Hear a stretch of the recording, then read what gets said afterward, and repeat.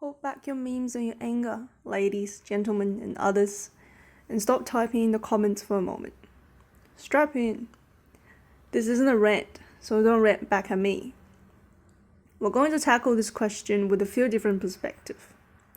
The first perspective, management. If you're not aware, the internet and its astronomical amount of servers are actually contributing a substantial amount to global warming, because servers get hot. Hot is bad. And that aside, I like to point out how many servers there are in the world. In 2014, Google had almost 1 million. Would Google want you, yes you, to have the option to choose more than 2 genders? We live in a capitalist world. Google wants information because the more they know about you, the more specific ads they can chuck at you, and the more likely you are to buy things through their ads, and the more money they make. In short, if you can tell Google that you have some gender that is very specific, that isn't male or female, and Google can make money off of this information, Google would want you to tell them that because it makes them money. However, would say the government want you to have that option. The 2 reasons why they might, one is money, as we mentioned before. The government doesn't make much cash out of storing your information. In fact, having all these servers holding Boolean values is already costing them a lot of big dollar cash money to maintain, not to mention 3, 4, or even more values. From the monetary perspective, the government would rather you not have any gender at all, so they don't have to keep wasting money on it. It'd rather you be those white gooey neutral things in that Hetalia movie. Although there might be another reason as to why they would do it. Good PR. If there was a hypothetical country that is made up entirely of LGBTQ people, and these people mostly agree that gender isn't Boolean, its government might consider shelling extra cash in upgrading their system in order to handle all these genders, because the people might like them. If a country's people are satisfied with their leadership, they might be willing to pay more taxes because their money is going into something they agree with. They might be more supportive of decisions the government might make. They might be more willing to join the army, or whatever it is. A government might do that. But this hypothetical country doesn't exist.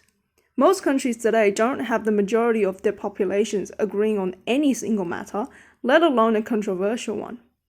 I doubt any government right now would get good PR out of giving you more gender options. They might get flamed for even putting an other option. And so, from a management perspective, a business that makes cash out of you would do that. And plenty of websites or organizations do give you that option, but a government would not, unless it is beneficial. The second perspective, my personal one. I don't really give a shit. If you're nice to other people and not being a nuisance, you should be allowed to do whatever you want. But that does not mean every person who thinks they are whatever gender is a saint. If you're an asshole, you're an asshole. If you're gay and you take lollies from children, it's not homophobic if somebody calls you a dickhead. If some person online says that there are only 2 genders, and you start slinging insults at them, and they start arguing back, and it turns into a shit show, you're both dickwads. This does link in with the first perspective. If you want your gender to be in the government's database, despite the cost raising everybody else's tax, that does affect others. There may be other consequences as well that I don't know of. Here's a personal example that has nothing to do with genders, but with how this interaction may occur. My legal name is not Abby. It's Chinese and people read it wrong all the time. When the receptionist at the doctor's call my name out wrong, I don't really bother explaining the proper pronunciation with them because I'm here to see the doctor, not to get my name called out. I'll probably never see this person again, so I don't really care. If this person's job was to call out my name, I would argue with them because they had one job. I think the same goes with somebody's identified gender. I don't think somebody should bother explaining to every single person that their gender isn't what it says on their passport because it wouldn't really matter. To somebody who doesn't really care, say maybe the receptionist, they might just be annoyed that somebody's delaying a process that could have been much simpler. To someone who may be on the opposite camp, it ruined everyone's day because they would both start arguing. Also, same way I think that if somebody used my Chinese name in a mockery rhyme, that I really should just walk away and not be bothered. I reckon if somebody makes fun of another person's gender, that it's not really worth their time to argue with them because it makes them angry when they could have just left. The internet is a place where one can find things they don't like very easily. It's also where they can find like-minded people. Sometimes one may need to surround themselves with those who understand their feelings. The third perspective is a scientific one. Science has always said that things don't exist when they did. In 1818, some British dude found some worms about 2 kilometers down in the sea. In 1843, some other dude said, nah, there's no life below 550 meters.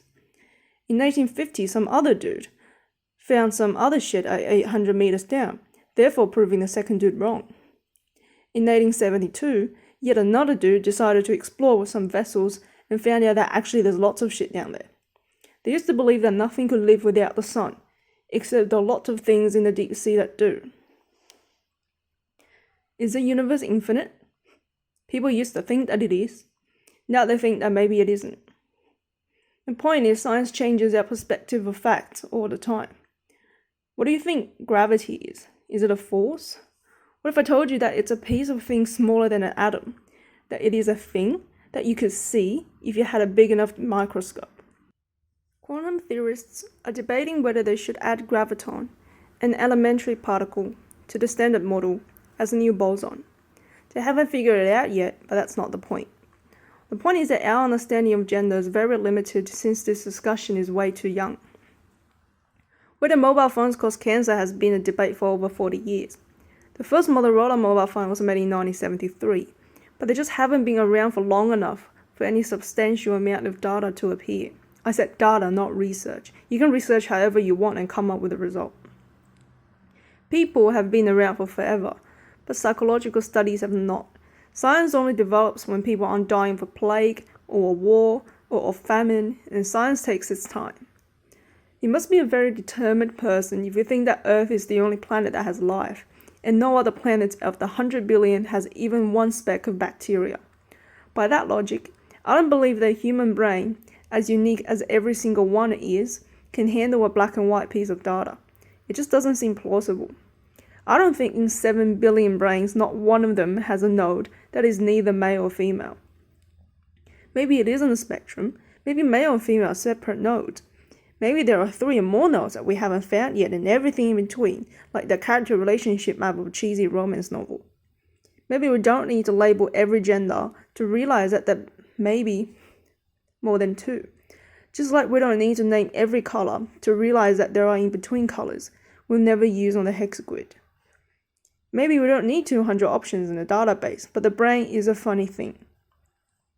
The brain can tell very, very similar colors apart, even if it might call them by the same name. The brain can handle 7 layers of distinct relationships, such as, I know that you know that she knows about this, but she knows that he doesn't know that I know that you know. The brain can be sociopathic. The brain can have multiple personalities. I don't believe that the brain can do all these things, but only have 1 Boolean value when it comes to a gender. I don't know what those other genders are or what they entail, but I do want to believe that they exist, because it would be scary if they don't. The same way it would be scary if Earth is the only planet with life.